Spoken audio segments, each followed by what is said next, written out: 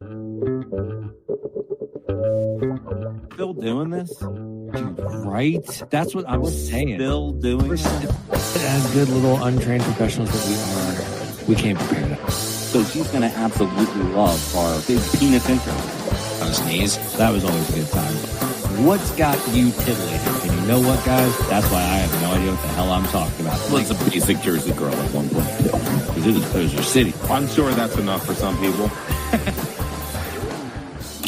QC After Dark. Welcome back, Chasers, to another episode of QC After Dark. This is our Pants Off, Dance Off season pod. I'm Danny Gerb, and my hobbies include cuticle care and the E-Network. That's Alex, always on Kruger. And Alex, please don't stop the music.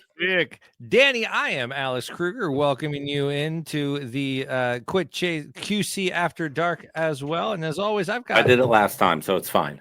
You did. It's true. I got juice boxes in Rocky, and we are here to have a good time. Folks, we are talking to you tonight about the amazing 2012 movie Pitch Perfect, starring Anna Kendrick, Skylar Astin, Brittany Snow, Anna Camp, Rebel Wilson, so many amazing people. And Danny, I just got one question for you, man. Yeah.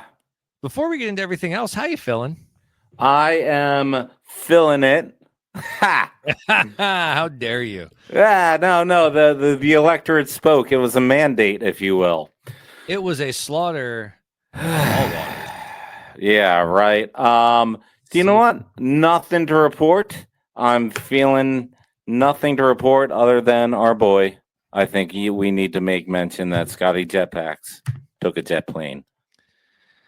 Don't know when he'll be back again, but Probably never. He is in never, and that's okay. He can hang out with Logan O'Hoppe and the shell of Mike Trout.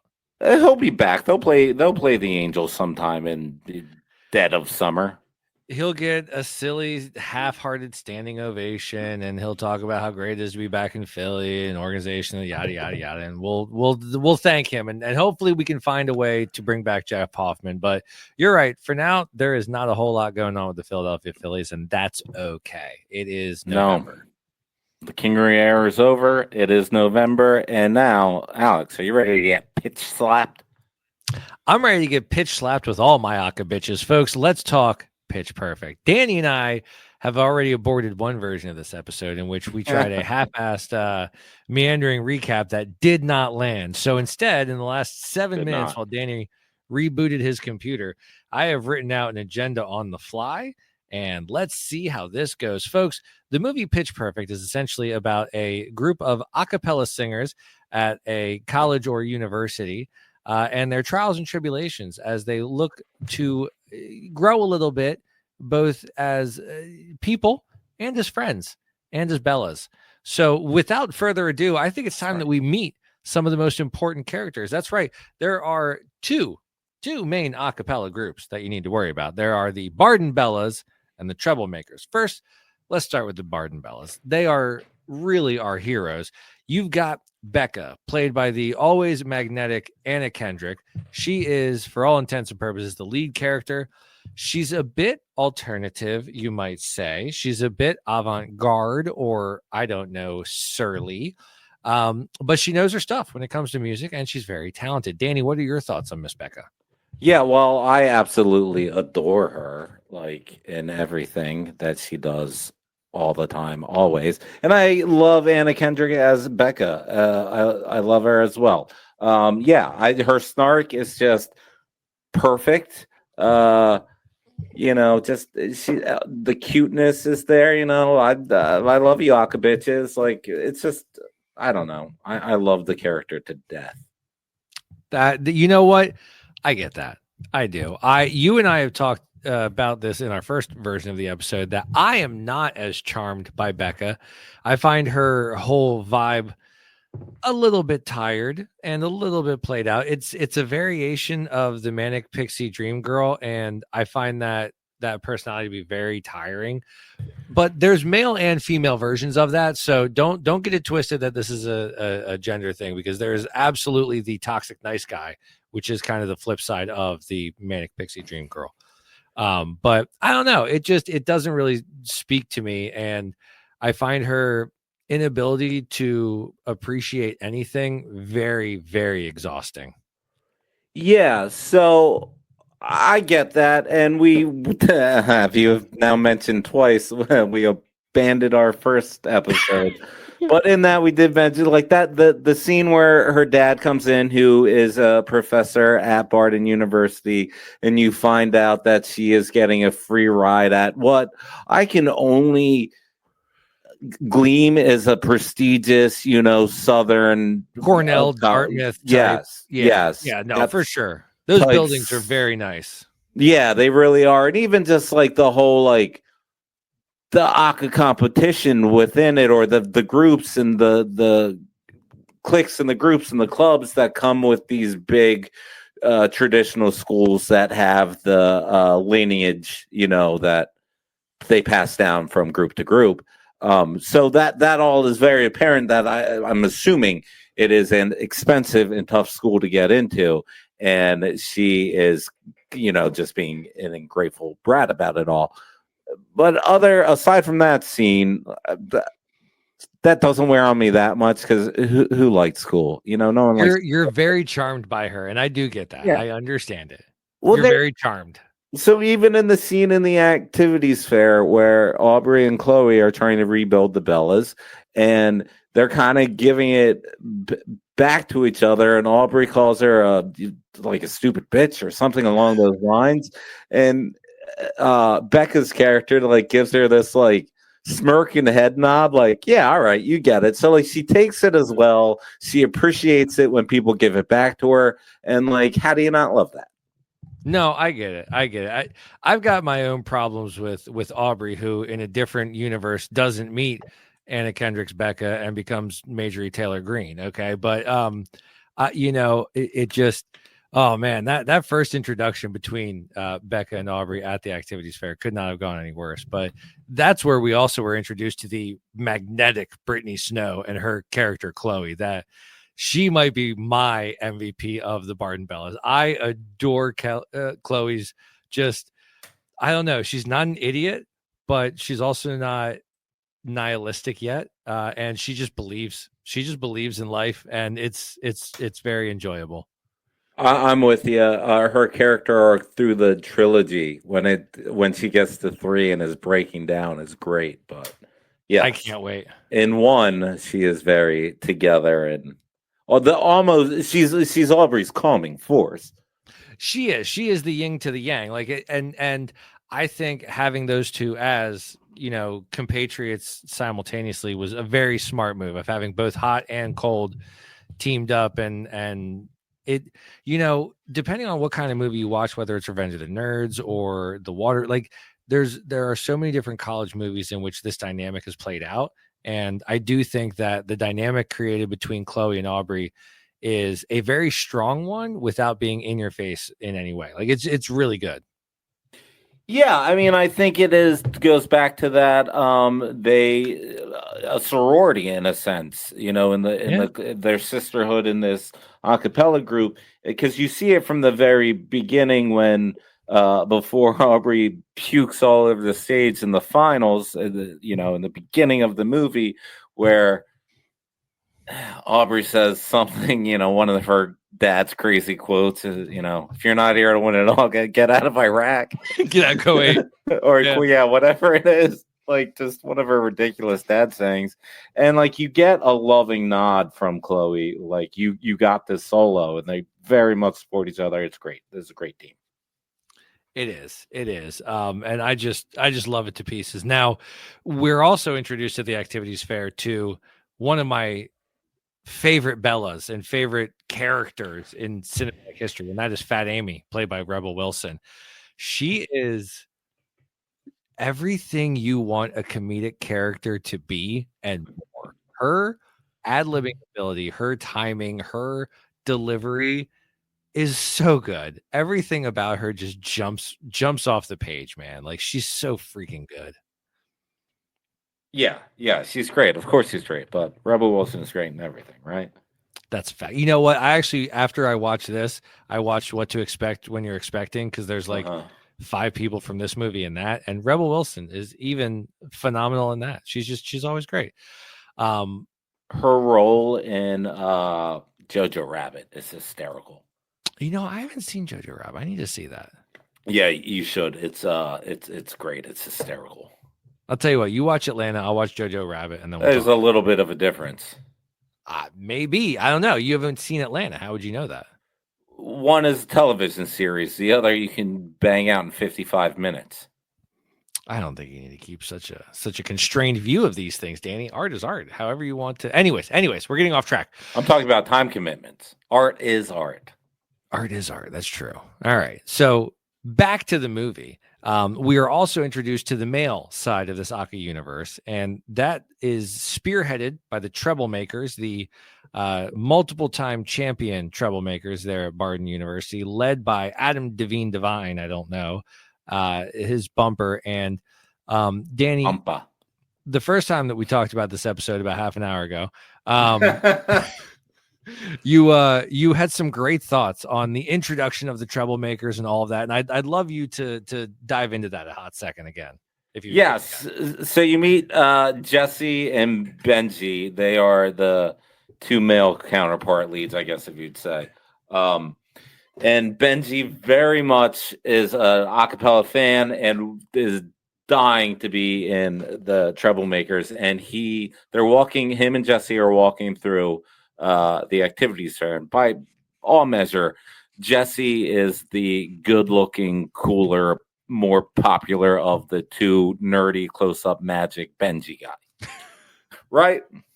Yes. I mean, usually if you're wearing a cape, things aren't going great for you. Yes, absolutely. I was an RA. It's true. But he says, there's one thing you do at Barden University. These are the coolest guys on campus. And as he says, the coolest guys on campus, they zoom in to the Troublemakers in unison, just with this high falsetto going, whip it! And it is perfect. It's one of the dorkiest routines with confidence. For as dorky as Adam Devine's moves are, the amount of confidence he is oozing as he performs them is remarkable. There is something magnetic about that moment. I mean, they're choreographed singing in a high falsetto while one dude is showing off his just washboard abs. So, yeah, they had the confidence no matter how dorky it was. It worked. It worked to an absolute T. And it told us so much about everything that we needed to know about these groups moving forward. Because, as you would imagine in a movie like this, after we introduce all of these characters and somewhat show the stakes, it's time for auditions, folks. And Danny, Kelly Clarkson was just highlighted in this amazing audition piece. What you're chomping? What do you got? I'm not chomping. I'm just listening. Oh, okay. So the auditions is a great way to introduce us to all of the characters. You got Fat Amy, you got Jesse. Oh, so good. So here's the thing. Like, I'm not crazy about acapella. Like, Pentatonics doesn't do it for me. Sorry, Mom. Throwback. But like, I do appreciate that song and how that came out. And it was so good. And it,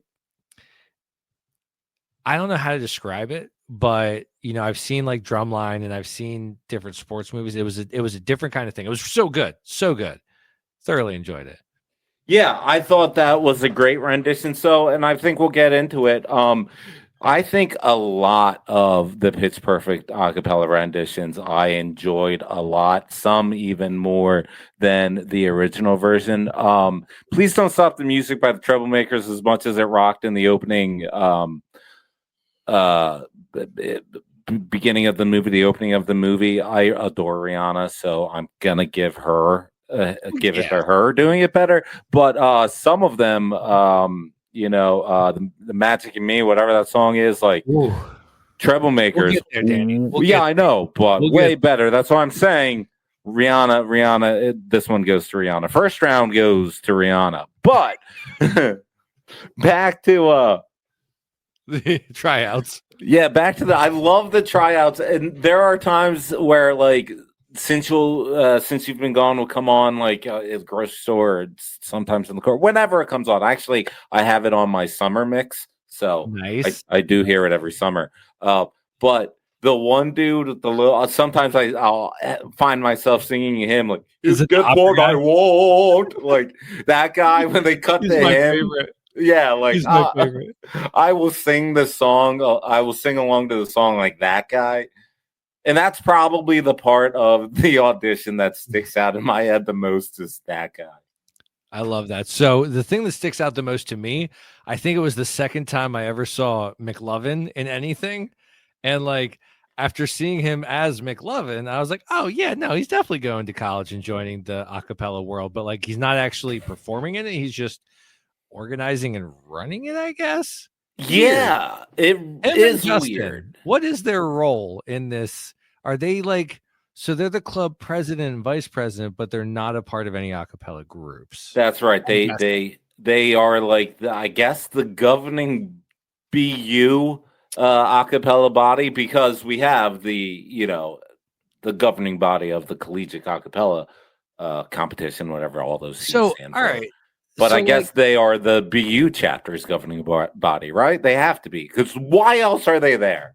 all right. So here's what I think Pitch Perfect captures that isn't always captured in these collegiate movies. And that is, this is a group of geeks, dorks, and losers that are an a cappella group, but in their world, they are the coolest kids on campus. And all of this is so high stakes. Like, I think in the normal world, when you're doing the college experience and everything, your group has its own popularity structure, but that is not a campus wide thing. Like in your pockets, in your little worlds, there are different levels of elevation of status, but like that, just because the a cappella kids have their world doesn't mean it's the same as the lacrosse bros. And like everyone has their own tier system.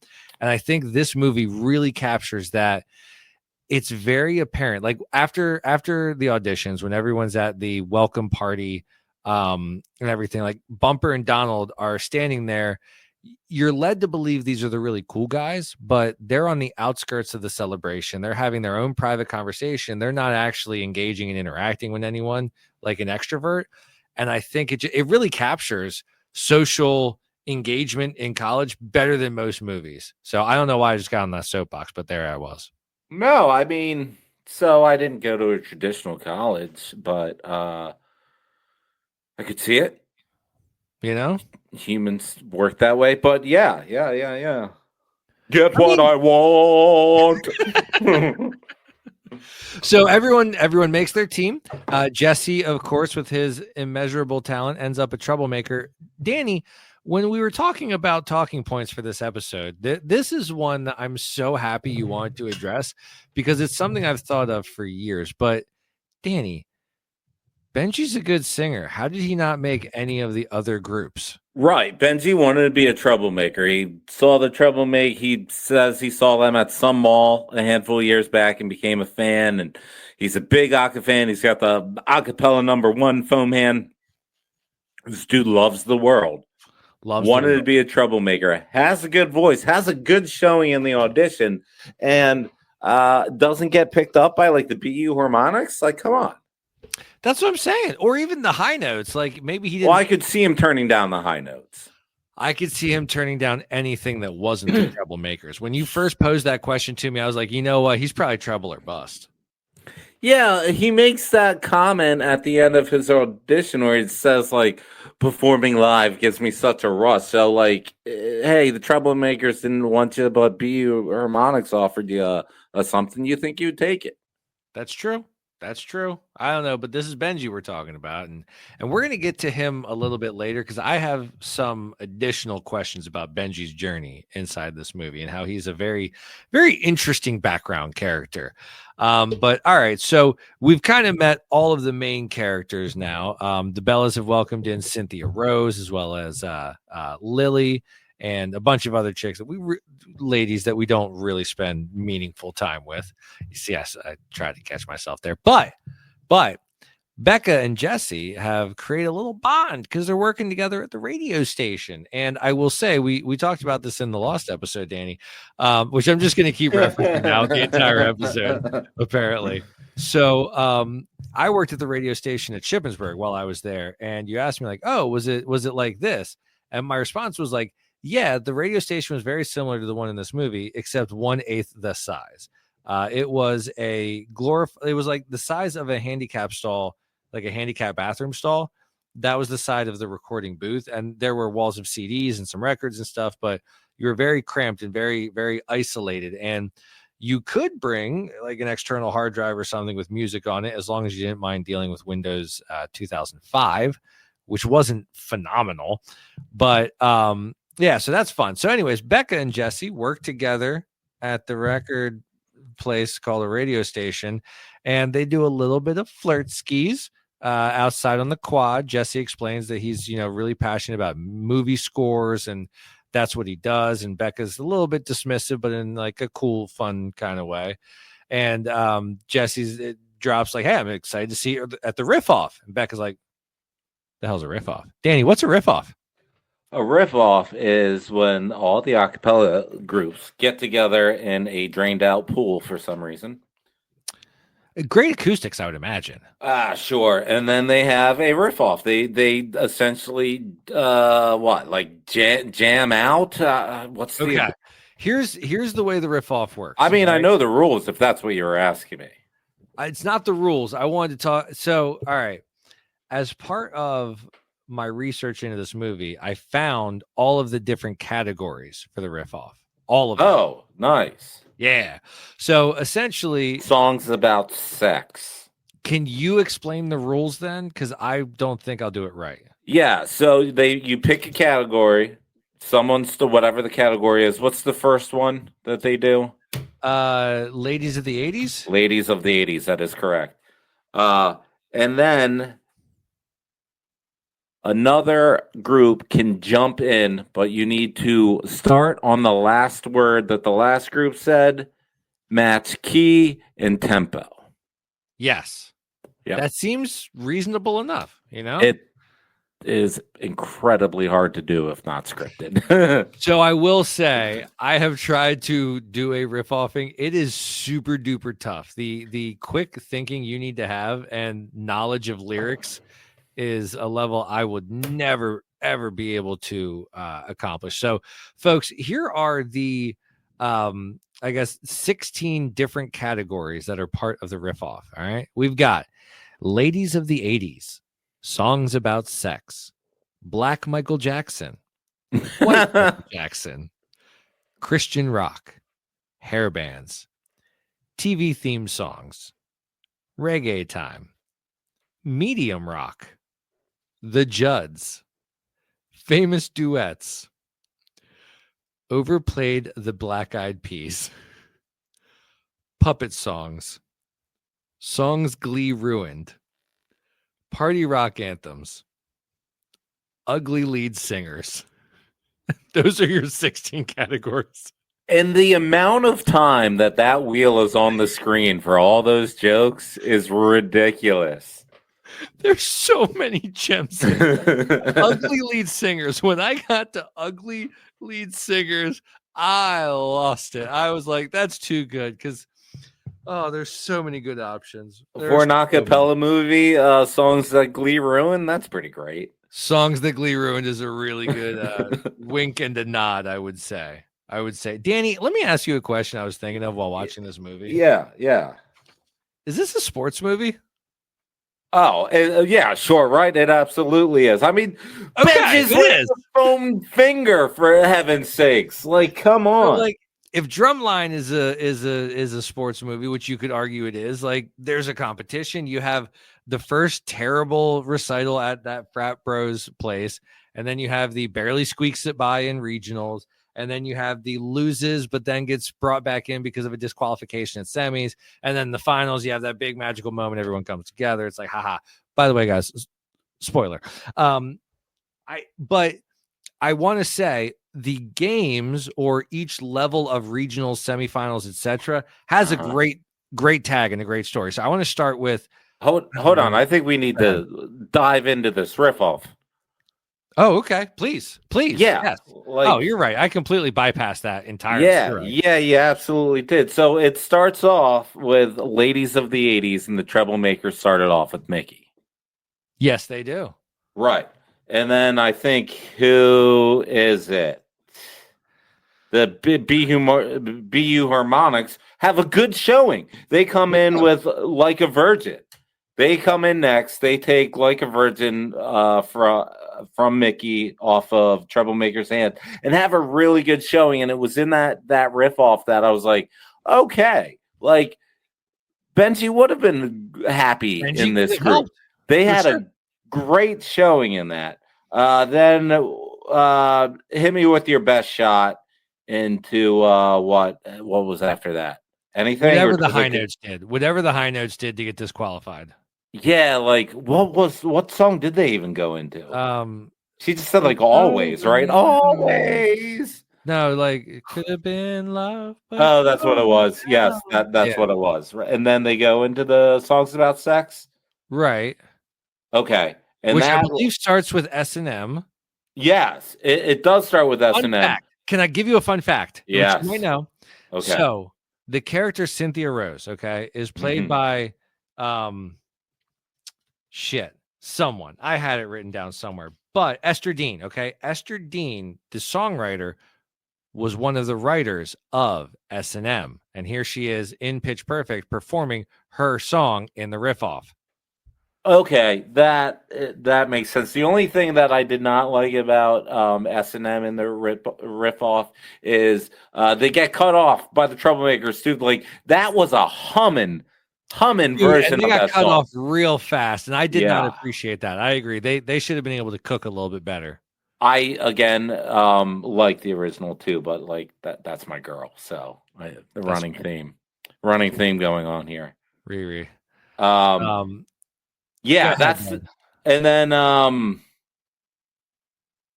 mean, let's just take it because it goes from make love to you. They're going to make love to you. Yes. Yeah. Because Bumper and Stacy are having that stare down in the pool, and then Aubrey had to drag Stacy away because she's a sex fiend, right? Sure. And he's a hunter. There, yeah. You called it, dude. Phenomenal movie, right?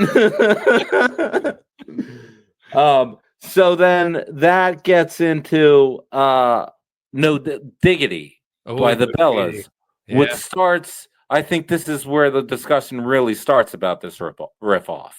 Oh, it's fraudulent. I keep on wanting to say rip off. Well, it is a rip off. That's the problem. It is a rip off. It was a rip off. Yes, the Bellas got hosed. Got robbed. They did. They got hosed. So, if you were listening earlier, the rules are you come in on the last word, match, key, and tempo. Yep. And she came in with it's. They get disqualified because the starting word was it. Even though it was a banger version of No Diggity, right? Like it had the spectators on top of the pool singing along. Yo, straight up, you think that the movie version is good? The soundtrack version is so much better. Really? It's so good. You have the soundtrack version? I have Apple Music. So yeah, I listened to it today to get kind of hyped up while I was working on the agenda. And the soundtrack version of No Diggity is so effing good. Is there a full S&M on it? Maybe. I don't recall. I'll find out. I also know how to internet, but thank you. You're welcome. I've got Apple Music. That makes interneting a little bit I got easier. Apple Music. But anyways, the Bellas, here's my question, okay? So the Bellas are eliminated because they matched It's with It, okay? Right. But somehow that means the Troublemakers won, but I forget, when did the BU Harmonics get eliminated? They didn't. So why did the Troublemakers win off of okay, how come no one's talking about it? Because we're supposed to be so outraged over the it's that we didn't even notice the plot hole of the BU Harmonics ever being eliminated. the BU harmonics were entirely alive. Now, maybe they condensed things for time, but I don't accept that. I think there was some shady shit going on, and maybe people were getting paid. Maybe this is like an Andy Bernard situation, and Dad's floating a check to the a cappella board of Barden, and that's how the troublemakers get whatever they want, including the Hoobastank microphone, which is just a great adjective. Hoobastank. Oh yeah, absolutely. What a fantastic adjective in the moment. Like, find a reason for me. But yeah, okay. Sorry to disrupt you, whatever your train of thought was, but I felt that we couldn't blow past the riff off as fast as you wanted to. No, I appreciate that you brought us back there. But then we get to regionals where we find out that Zabella's game is very, very lame in comparison to everything else going on. And they're able to advance, but just barely. It's not great. And afterwards, we are treated to the delight of some washed up a cappella individuals that are trying to drum up support in the lobby, which leads to a fight. The tone hangers, including Donald Faison, your beloved Turk, and Thomas Lennon, not Thomas Lennon, sorry, Joe Latruglio from Brooklyn Nine-Nine. How Thomas Lennon was not in this group is a big time miss. But a phenomenal scene, a phenomenal fight breaks out, and boop, Becca breaks a window, gets arrested. Danny, here is my next point of contention with this movie, okay? Jesse is there when Becca is at the police station, and Becca's very mad at Jesse for informing her father that she was arrested. All right. It's a bit unfair. I think Dad was going to find out pretty quickly and pretty easily that you got arrested. So, like, why is it Jesse's fault? Well, he's always around. He was always bailing her out. That's true. And it was just one more time that he was there. I don't know if he had to bail her out before this, but she didn't have a problem with him until the reveal of her dad. So it did feel kind of like, all right, man. That's true. Because what's funny though, I didn't get to talk about this earlier and I wanted to, but this is where I'm going to come down on Jesse a little bit. And the lamest, I think, pickup situation ever. He just shows the ending of a movie without any of the emotional buildup to why that ending of the movie is so powerful. When he shows her the end of The Breakfast Club, where it's just a dude reading a letter, but without any of the context of the story leading up to that letter, what's the point? Like it is supposed to be celebrated as super cool and avant-garde and whatnot, but no, it's kind of dumb because he's robbing her of all of the emotional investment to get to that moment. I'm with you. We've all seen the movie. That is the point of the movie. I guess you have a point there. Sure. No, but you're right. It's weak. Again, storytelling device to save time. I don't know, but it was weak. It was weak. But it is what it is. So next up, we go to the regionals. And I got to say, we haven't mentioned them yet, but I think it bears noticing that somehow in this universe, there is an ESPN level of commentary from the amazing duo of John Michael Higgins and Elizabeth Banks. And in the pantheon of sporting event announcers in comedic films, they're right up there with Pepper Brooks and Cotton McKnight from Dodgeball, as well as Bob Uecker. Like, they are phenomenal commentators in every scene that they do. Absolutely. I know he has got some great one-off misogynistic hysterical lines. I can't think of any off the top of my head. It's probably a good thing. But Elizabeth Banks shuts him down every time. Oh, yeah. Oh, yeah. She's great. She's great. If you're referring to their testicle, John, I do. Yeah, she's absolutely wonderful. In 2, there's a scene in 2, and we'll probably maybe one day do it too. But when the finals against DOS Sound Machine, where he goes, this could be the biggest showdown between the United States and Germany in history. And she just goes, crack a book, John. Like, they're a great dynamic, and I'm glad they stayed together through the whole trilogy. Me too. They are Oh God, they're both wonderful in their own right, and putting them together is lightning. That is just absolute lightning. All right, so after regionals, obviously the next thing up naturally is semifinals. And on the way there, the Bellas have a great moment of unity singing Miley Cyrus's absolutely unforgettable earworm Party in the USA, but also a bit of sabotage from Bumper and the Troublemakers, which leads to them having to actually combine forces on the same bus on the way to semifinals. And before we get to semifinals, Danny, did you have any thoughts on any of that stuff that happened there? Yeah, I mean, Fat Amy had a burrito thrown at her, right? So she forgets to fill up the gas. They run out of gas, and it's awkward. Awkward. Awkward indeed. Yeah, so we mentioned it on the Lost episode, like they bounce between like 25-year-old entrepreneurs and young college students, back and forth through the entirety of the movie, and them just driving this converted gigantic school bus is one of those, like, 25 independent 25-year-old entrepreneurs. So I found that, like, the first time I saw it, I was like, I would not be driving a huge bus in college. Like, absolutely would have been. You would have hired someone to take you. Like, you have dues and you have fundraisers and all that stuff for this exact reason. Like, yeah, no, 100%. I agree. Yeah. I agree.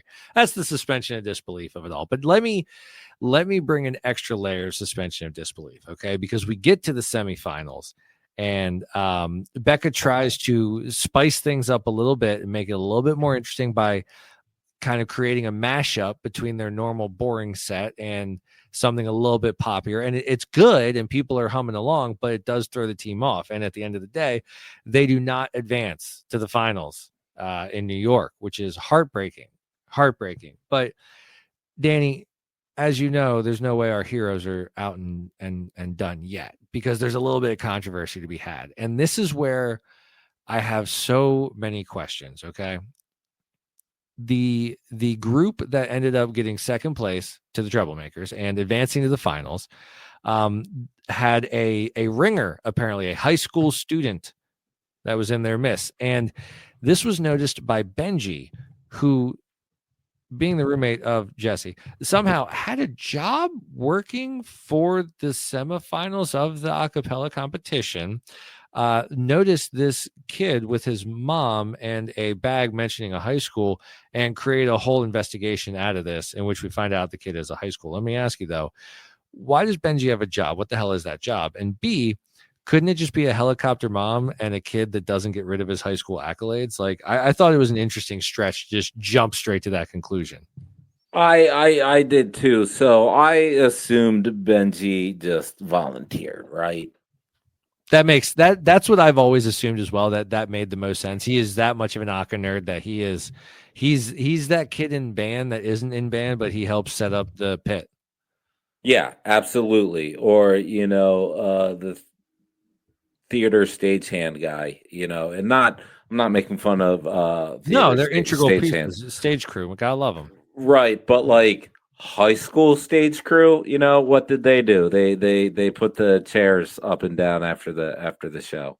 Well, they set up the tarp, they put down the chairs, they got our Cafagima Religitorium ready, like integral part for sure. Right, but as far as like heading to the Walnut Street Theater to be a stagehand, I don't think they got the training maybe they needed, right? Fair point. Yeah, so I figured it looked like he was passing out mics or something. But no, I'm with you. Everyone's got one of those bags. I had one of those bags, like a Neil funeral home one. I'm not a proud, but I don't live there. I don't go there. I have the bag. I use it. It's great. It carries stuff. I have a McDeva hoodie. It's really nice. It's white. Every now and then it goes with the outfit that I'm wearing. What are you going to do? It's 17 years or however long since I graduated high school. I don't know. Math is tricky at the moment, but yeah. Proud parent of an honor student at Neil's funeral home. That's what it says. I just had 17 inappropriate jokes run through my head, and I am so proud of myself that I didn't say any of them. But Dan, you know who else I'm proud of? I'm proud of Becca. Because after the semifinals loss, she really goes on a journey of self-discovery. On spring break, she is spring broken. She and Jesse have had this huge tiff, and the Bellas, the only thing that she's put her heart and soul into is broken up, and it's very sad. And you know what she does, Danny? She finally goes on that movification that Jesse talked about, and she watches all of these classic movies. Would you like to know the movies that Becca watched? Because I did the research and have that list as well. Yeah, do they show it? I thought they really only show the Breakfast Club, right? They show her watching the Breakfast Club, but apparently they show used DVDs of the rest of the collection. So you got Animal House, Say Anything, E.T., Schindler's List, Slumdog Millionaire, Rocky, Jaws, The Thing, and Scarface. Very interesting collection of things there. Yeah, it really is. It really is. But the important thing is when the Bellas reconvene and they get back together, they're ready to take on the opposition. And finally, Aubrey is ready to listen up and hear Becca's ideas on mashing up. Because up until now, everyone's pretty much had a one song set at all of these musical competitions. And Becca is going to show these girls how music is done in the 2010s, baby. Mashups. It's the answer. That is the answer. And this leads to an interesting question I wanted to ask you. Okay. At this point, Bumper, Adam Devine Divine is given the opportunity to sing backup vocals on a John Mayer record. And he decides to abandon the Troublemakers right before the championship to go do this. And when they ask him, how can you do this to us? He says, guys, I won that shit like a million times. This is an opportunity. I'm going.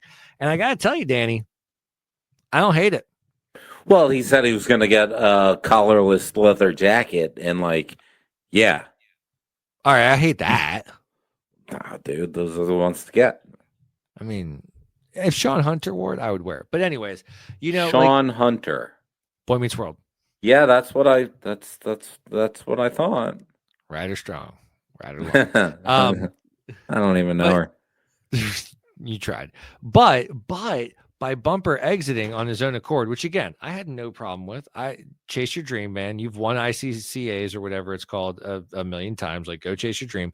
And by the way, like that, if that's his senior year, he's won it. If he's won it all in his career 3 times, right? Like, if I have the chance to sing on a John Mayer record or that, I'm probably going to choose the John Mayer record. Okay, yeah, I'm with you, but but it's Bumper, so he's a jerk, which he is. Yeah. But the nicest thing he ever did was leave the team because it leads to your boy finally getting his chance to sow some magic. Yeah, and let me tell you, and I said it earlier, that is a great version of that song. So let's talk about the 2 finale songs because it's really only about the 2 teams. So let's first bring up the Troublemakers. I think Skylar Aston, the guy that plays Donald, and Ben Platt combined to do a truly phenomenal set piece. And it's interesting that for the first time, the Troublemakers also do a mashup in the final song, whereas the rest of the season, they've only ever done 1 song per competition. So it's fascinating that not only do the Bellas do a mashup, but so do the Troublemakers. Yeah, I got you with that little fun fact, didn't I? Yeah, you did. Even though that's not necessarily a mashup. So when Becca redefines the Bella sound, she is doing a mashup. Where the original Bella set was. What was it? It started off with The Sign, and then they did Turn the Beat Around. No, they closed Turn the Beat Around. But what was the song in the middle? You're absolutely right, though. It was a medley. Whatever it was, was a medley. There we go. Yeah, right. So it was the first time they did a medley. I'll give you that. Okay. The Bellas are still doing the mashup. What is that song in the middle song that they did? The Bellas in the original stuff. I have no idea. It's Eternal Flame. There it is. Yeah. Oh, that's right. Turn around. Yeah. Snoozer of a set. Snoozer of a set. But then we get to the new Bellas and the new Bellas set. And tell me your thoughts on this final song, Danny. So I think it's absolutely phenomenal. They have their we missed a big chunk. So they didn't win the semifinals or whatever. They did not. And they launched the investigation at Neil's funeral home and find out that he is a resident there. So Yes. They take that win away and call Aubrey to let her know they're back in, and they start the whole text process, and all the Bellas get back together. But there is still some cold shoulderness because Becca, quote unquote, may have sabotaged them when she impromptu did her remix without telling anyone. Right? So Yes. they have a practice. She comes in. She asks for forgiveness. Essentially, there's a big melee, more puke. There's a lot of puke in this movie. Becca becomes the leader of the Bellas now, and they go to the pool, the riff off pool, because they knew during the riff off that there was some magic going on with what the Bellas are able to do. So they go to the scene of the rip-off with that they should have won because it was a rip-off. So they go back to the scene and they do your eyes. Bruno Mars. Yeah, Bruno Mars, Just the Way You Are with Just a Dream. Yes. And she develops this mashup thing. And we also find out then that Chloe, who had nodes. She had nodes. She had her surgery. She did have her surgery. And what happened next, Danny? Because of that surgery, because of her node surgery, she's able to hit the bass note. She's hitting the bass. With John and what's Elizabeth Banks' character's name? Gail. John and Gail mentioned earlier in the movie that all female a cappella groups usually don't go too far in these competitions because they usually don't have the ability to hit that lower bass note. But now they have Chloe with her notes who can hit the bass note, and we find out that Lily is this master-ish beatboxer. We've known that for a little bit. From right. regionals when she was with Donald and she was beatboxing. Yes, but that's when we first saw it, and she does that little sly, like, I think I got something that can help. Mm-hmm. And Don't yell it, bitch. So yes, so now we have a beatboxer, and now we have someone who can hit a bass note. Becca's in charge. She does her remixing thing, and we get just an absolute phenomenal final from the Bellas that starts off with Price Tag, goes into Don't You Forget About Me, and ends with Give Me Everything. So when the first 19 to 23 times that I watched this movie, every time it got to the hey, I was just overcome with emotion because of everything that built up to that exact moment.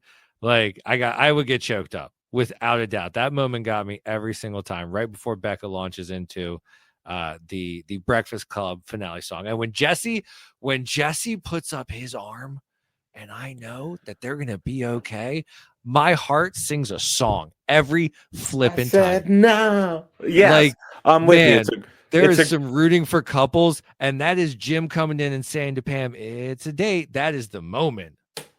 So here's the thing. That makes you feel good when you're watching it. And it makes you feel like whatever. And it's cool. They're like, oh, this is a fun, more energetic performance that we have gotten from the Bellas.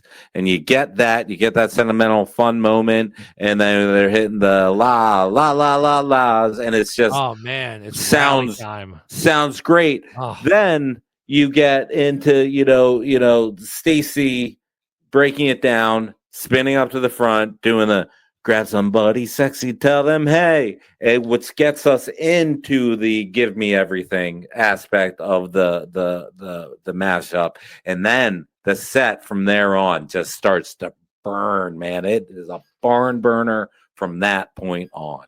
It's a techno beefcake, dude. Like it is the technical execution, the diversity of sound being brought together, and the cumulative just effect of it is so good. That song is 100% Bangersville. It's phenomenal. Absolutely, and it's done perfectly. You have Stacey set it up, tones it down, it gives it that breath, that one relaxing breath, and then it's off to the races. Rebel Wilson coming up with a, hey, I think I might drink a little more than I should tonight. Like from there on, the song just hums at it goes from 60 to 100 in no time, and they just cook throughout the set, and it's a phenomenal performance. And at the end of the day, girl gets boy, girl gets girl, everybody gets everybody. And we fast forward a year to the next year's auditions, and the Bellas, with their trophy, get to pick the song. End scene. I loved it. It's a great movie. Dude, it's a great movie. It's a phenomenal movie. And it's a great trilogy. I'm very excited because, again, I think I've only seen number 2 and number 3 one time at all. So I'm very, very excited to give it another glance and see just what it's like. And oh man, I'm very hype. This was a whole lot of fun. I don't think we're done. This might get a little long. We're very much not. So what did we not touch on that you wanted to hit on before we get towards our love it hate it? Because I'm going to do the love it hate it that I sent you. Yeah, sure. Couple things. One, cups. We didn't talk about cups. We did not talk about. Would you like to hear the history of cups? I do, because I have a thought on cups. So Becca misses the audition or comes in late, doesn't realize that they had to prepare since she'd been on by Kelly Clarkson. So she does this cup song for some reason. because she's alternative. But if you listen to that song and then go back and listen to the Anna Kendrick version of the song, like the full song, because this is written by someone else. I don't know, Lulu and the Lamplighters. I don't know who they are. I got you. I don't. All right, cool. But if you actually listen to the song and it's done so like upbeat, like 2 bottle of whiskey for the way, but listen to the tune, and if it was some like 50s, 60s, like Delta blues song, it would be the bluesiest, piniest love song. And like, I don't know, I just feel it has that potential to be this great love song, and this cup gimmick just gets in the way. Wow, so you are anti-cup. I am anti-cup. You're anti-cup. That's fantastic. You would. I like the song. You salty bastard. I like the song. I think the cup gimmick just gets in the way of what could be a phenomenal song. The blueprint of a great song is there. You know what? So to me, all right, the song is watching a great baseball game at twilight, but the cup is the sunset. Okay. You feel me on that? It is that extra piece. It's the frosting in everybody's eyes and ruining your sight lines. You're so angry at the world. Okay, that is such an angry way to look at that situation. You son of a bitch! Beautiful sunsets in my eyes. I both love and hate. Everything's backlit now. For that, but I don't even remember what point I was making. So cups, not liking the cups. Okay. Yeah, no, of course you don't like the cups. Of course you don't love the cups piece of it all, Danny. That is the most Gerbichy thing I've ever heard. So let me give you a little bit of history. Yeah, stop that, my man. What? Nothing. Huh? Oh, all right. Oh shit. All right. So here is the history on cups. Okay. The song that Becca performs at her audition, Cups, Miss Me When I'm Gone, is a combination of a children's rhythmic percussion game played with drinking cups with a song that dates back to the late 1920s or early 1930s.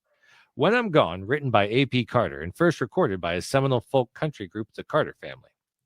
The song and the game were first combined in 2009 by the British group Lulu and the Lampshades. And that is the history of cups.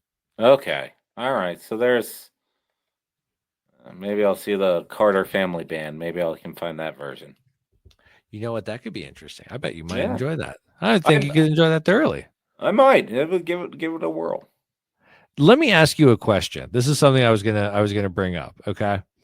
If you were to create an a cappella group, what would the name be, and like what would you lean into? Ooh, that is tough. I have no idea. So to give you a little bit of time to think, I'll give Yeah. my answer. Okay. Sure.